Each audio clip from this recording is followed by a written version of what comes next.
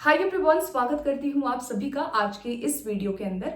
इस वीडियो में आज हम बात करने वाले हैं केवीएस एग्जाम से रिलेटेड नोटिस के बारे में, जो आपका वैकेंसी से रिलेटेड यहाँ पे जारी किया गया है और बिल्कुल भी फेक नहीं है ये। क्योंकि आपको पता होगा कि अभी हाल ही में एक फेक नोटिस सर्कुलेट हुआ और काफ़ी सोशल मीडिया प्लेटफॉर्म्स पे बहुत सारे लोगों ने उसको बोला कि वो सही है, एंड बाद में केवीएस के द्वारा डिक्लेयर किया गया कि जो नोटिस है वो पूरा जो कंप्लीट नोटिस है वो फेक है, थ्री टियर एग्जाम से रिलेटेड आपका।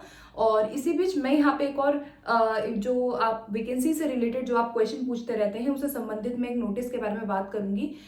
ये जो नोटिस है मैं कोशिश करूंगी कि इसका पिक्चर यहाँ पे अटैच कर दूं, अगर नहीं कर पाई तो मैं अपने टेलीग्राम पे जरूर उसका जो पिक्चर है वो मैं शेयर कर दूंगी।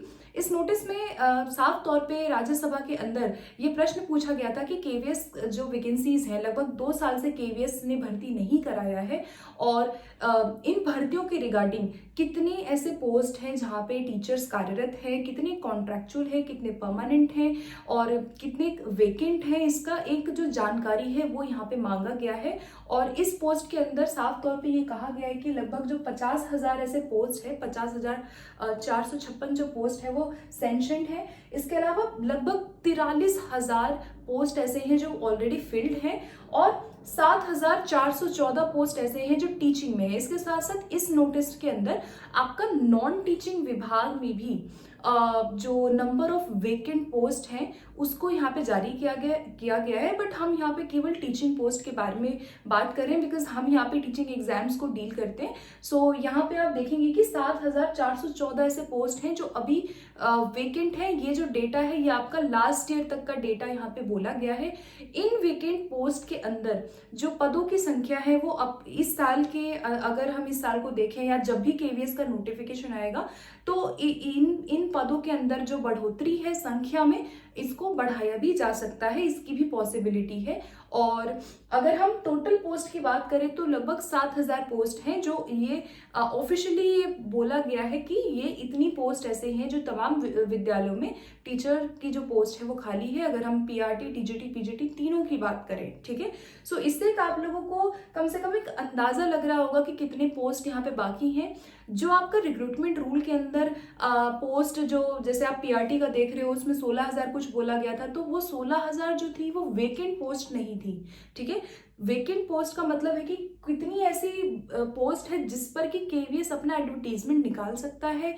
और डिफरेंट आप देखेंगे टीजीटी, पीजीटी, पीआरटी में जो नंबर ऑफ वैकेंसी होगी वो डिपेंड करेगा कि किस स्कूल में कितने शिक्षकों की कमी है। ये बेसिक बात तो आप सभी लोग जानते ही होंगे, लेकिन हमें एक आइडिया मिलता है कि भाई इतने पोस्ट जो है ये वेकेंट है और इनका नोटिफिकेशन, इनको फाइनल जो एडवर्टीजमेंट है वो कभी भी हमें देखने को मिल सकता है। अभी तो चर्चा इस बात पर भी चल रही है कि जो एग्जाम का जो पूरा आप पैटर्न देखते हैं, 3 टियर एग्जाम आपका केवीएस का हो सकता है, इस पर भी चर्चाएं हैं। बट कोई भी ऑफिशियल कंफर्मेशन, कोई भी बिल्कुल 100% यहाँ पे कोई भी जानकारी किसी के पास भी उपलब्ध नहीं है। तो ऐसे में आप लोग जो भी आपका पुराना सिलेबस है, जो भी आपका अभी तक का जो सिलेबस केवीएस ने दिया, जो पहले भी चेंज हुआ था जब आपका लास्ट केवीएस हुआ था, आप उसी सिलेबस के अकॉर्डिंग अपनी तैयारी को कर सकते हैं। सो ये वीडियो बनाने का केवल एक पर्पज होता है कि एटलीस्ट आपको एक जानकारी हो। Being in a teaching field you should know all the criteria and all the important news और डिटेल्स रिगार्डिंग टीचिंग पोस्ट। ठीक है, सो इसी के साथ I will be talking about the eligibility criteria if you want to prepare, और अगर आप चाहते हैं प्रिपेयर करना या जो भी है जो पहली बार इस एग्जाम को देंगे या किसी भी एग्जाम को यहाँ पे देंगे, तो what will be your eligibility. So I will be talking in very short, मैं ब्रीफ में यहाँ पे बात करूंगी। अगर आप पीआरटी के लिए अप्लाई करना चाहते हैं केवीएस के अंदर, सो आपका 12th में 50% होना चाहिए। एकदम एग्जैक्ट इन्होंने बोला है कि भाई 50% आपका अनिवार्य है। जब हम रिलैक्सेशन की बात करते हैं कि SC ST कैंडिडेट्स को 5% का रिलैक्सेशन दिया जाता है, तो ऐसी कोई भी बात नए आरआर में नहीं की गई है। और देखते हैं फाइनल एडवर्टीजमेंट में हो सकता है ऐसा कुछ आ जाए, लेकिन अभी तक नहीं है। सो 50% 12th होना चाहिए for PRT, and then if you have done your DLED, diploma in elementary education, और 12th के साथ आपने BLED किया है और उसके साथ आपका CTET पेपर 1 है या फिर आपने 12th के साथ अगर जिसने डीएलएड स्पेशल एजुकेशन में किया है तो वो भी इसमें अप्लाई कर सकते हैं पीआरटी के लिए। और पेपर 1 आपका सीटेट का क्वालिफाई होना चाहिए if you are from general category. So you need 90 marks for clearing your CTET exam. And SC ST OBC जितने भी कैंडिडेट्स हैं उनको 82 मार्क्स पे यहाँ पे सीटेट पास माना जाता है, चाहे टीजीटी हो चाहे आपका पीआरटी हो, ठीक है। इसके साथ एज जो है आपका यूआर का 30 ईयर है, SC ST 5 साल जोड़ दोगे तो 35 वर्ष आपका है, ओबीसी में 3 साल का रिलैक्सेशन सभी को दिया जाएगा। ऑल ओवर इंडिया से आप कहीं से भी अप्लाई कर रहे हैं। और विमेन में सभी विमेन को, चाहे कोई भी कैटेगरी से आप बिलोंग करते हैं, आप किसी भी राज्य से इस एग्जाम को देना चाहते हैं तो आपका 10 ईयर का रिलैक्सेशन दिया जाएगा। अब देखिए ये जो एलिजिबिलिटी है ये इंपॉर्टेंट इसलिए हो जाती है कि अगर आप आज भी तैयारी करना चाहते हैं या आज भी आप चाहते हैं कि सिलेबस को निकाल के देखें, उसको पढ़ें, क्योंकि देखो सिलेबस चलो ठीक है मानते हैं, अगर टियर 3 हो भी आपका 3 टियर एग्जाम हो जाता है कोई बात नहीं, जो भी केवीएस फैसला लेगा वो सभी आपके हित में ही होगा और जैसा भी पैटर्न होगा उसको हम फॉलो करेंगे, है ना। यही चीज़ है कि जब सरकार कोई चीज़ में परिवर्तन लाती है या कोई संगठन परिवर्तन लाता है तो हम उसको फॉलो डेफिनेटली करेंगे। कोई चीज़ मुश्किल नहीं होती है, शुरू शुरू में ऑफकोर्स सब कुछ लगता है कि बड़ा अलग है, लेकिन I think you have to be optimistic. इतना डरने की जरूरत नहीं है अगर परीक्षा के पैटर्न में भी बदलाव हो जाता है। अभी तक कोई बदलाव नहीं है, मैं यहाँ पे डरा नहीं रही हूँ। आई एम जस्ट सजेस्टिंग कि you should start preparing for it. आपका जो पहले का सिलेबस है, जो लास्ट आपका चेंज हुआ, जो अभी तक हम लोग जिस सिलेबस को डिस्कस करते आ रहे हैं, I think you should stick to that. At least आप लोग अपना सिलेबस को अच्छा करिए, आप लोग अपना सब्जेक्ट को अच्छा करिए। And I have made different video for the exam pattern, तो मैं यहाँ आई बटन पे वीडियो का लिंक दे दूंगी। सो अगर आप ये जानना चाहते हैं कि इसका सिलेबस क्या है, इसका पैटर्न क्या है, कितने मार्क्स का क्या आपका पूछा जाता है, तो you should watch this video. I will give somewhere in i button, तो you can click on the I button and watch that video. Okay, so now let's move ahead. TGT की बात कर लेते हैं। देखो टीजीटी में आपका bachelors या ऑनर्स है 50% के साथ, प्लस बीएड आपका मैंडेटरी है। तो बैचलर्स ऑनर्स किया है मोस्टली लोग यही करते हैं, तो आप एलिजिबल हो जाएंगे।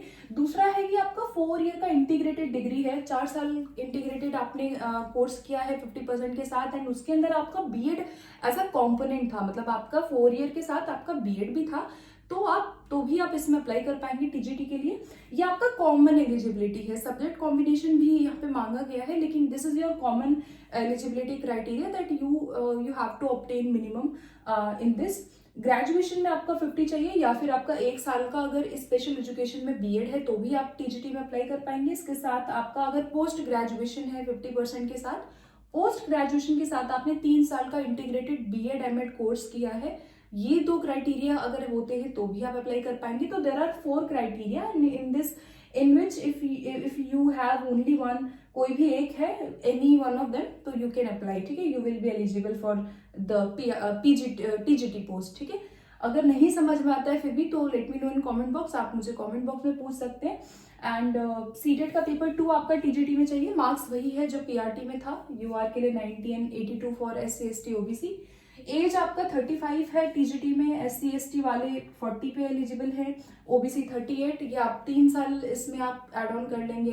OBC के लिए 5 साल SC ST को दी जाती है रिलैक्सेशन। विमेन में सभी को 10 साल का टीजीटी के अंदर भी यहाँ पे केवीएस के अंदर दिया गया है। और अगर हम पीजीटी की बात करें तो आपका मास्टर्स एग्रीगेट होना चाहिए 50%। तो ये एग्रीगेट और जो आप सेपरेट बोलते हैं तो ये आपका ऑल ओवर होना चाहिए, मतलब अगर आप मास्टर्स आपने किया है तो आपका सम टोटल जो है वो आपका 50% होना चाहिए, और आपका सब्जेक्ट में भी 50% मांगा गया है, ठीक है। यही चीज टीजीटी में भी है कि आपका एग्रीगेट एज वेल एज आपका जो सब्जेक्ट कंसर्न है उसके अंदर भी आपका 50% मार्क्स वहां पे होना चाहिए, ठीक है। सो पीजीटी के लिए मास्टर्स के साथ, अगर आपने मास्टर्स नहीं किया है तो जितने भी लोग इंटीग्रेटेड कोर्स करते हैं, जैसे इंटीग्रेटेड पोस्ट ग्रेजुएशन किसी का है, या किसी का बीएड, किसी का यहाँ पे इंटीग्रेटेड है, या फिर बीएड किया है आपने मास्टर्स के साथ, तो बीएड वाले इसमें अप्लाई कर पाएंगे। तो पीजीटी के लिए बीएड मैंडेटरी है। बीएड नहीं है तो 3 साल का जो लोग बीएड एमएड इंटीग्रेटेड करते हैं, या जो 4 साल का कोर्स करते हैं यहाँ पे बीएड, जो 4 साल बीएड करते हैं जिसके अंदर बीएड कंपोनेंट आपका हो 4 साल के इंटीग्रेटेड पूरे इंटायर कोर्स में, तो भी आप अप्लाई कर पाओगे। तो ये आपका पीजीटी का एलिजिबिलिटी है, ये आपके नए आरआर के अकॉर्डिंग, जो नया रिक्रूटमेंट रूल आया है उसके अकॉर्डिंग है। और एज 40 ईयर है पीजीटी में। अगर आप कैटेगरी से बिलोंग करते हैं तो आप यहाँ पे अपना एज काउंट कर सकते हैं, 5 साल, 3 साल, और पीडब्ल्यूडी को 10 साल का रिलैक्सेशन यहाँ दिया जाता है। तो ये अभी तक बेसिक है। अगर आप टीजीटी का सब्जेक्ट कॉम्बिनेशन जानना चाहते हैं तो मैंने सब्जेक्ट कॉम्बिनेशन की एक वीडियो ऑलरेडी थोड़ी देर दिन पहले ही बनाया था, जब आपका नया रिक्रूटमेंट रूल आया था, तो you can watch that video. इस वीडियो में केवल वैकेंसी से रिलेटेड जो ये जानकारी है ये मुझे आप लोगों को देनी थी। काफ़ी लोग चैनल पे नए जुड़ते हैं, काफ़ी लोग वीडियो पहली बार भी देख रहे होंगे। तो अगर आप पहली बार देख रहे हैं और आपको कोई भी डाउट है तो you can ask in comment box, and हम लोग यहाँ पे बहुत जल्दी क्लासेस को रिज्यूम करेंगे। कुछ कारणों की वजह से मैं क्लासेस नहीं ले पा रही हूँ, सो मैं बहुत जल्दी कोशिश करूँगी कि रेगुलरली आप लोगों के लिए क्लासेस प्रोवाइड करूँ, जैसे मैं पहले क्लासेस प्रोवाइड किया करती थी। एंड आप लोगों के लिए जो, अगर आप केवीएस के पेडागोजी सेक्शन की बात करें तो उसमें भी I am working on it. So जैसे ही कोई भी अपडेट होती है तो मैं डेफिनेटली आप लोगों तक पहुंचाऊंगी उस अपडेट को। एंड क्लासेस नहीं हो रही है that doesn't mean that I am not doing anything.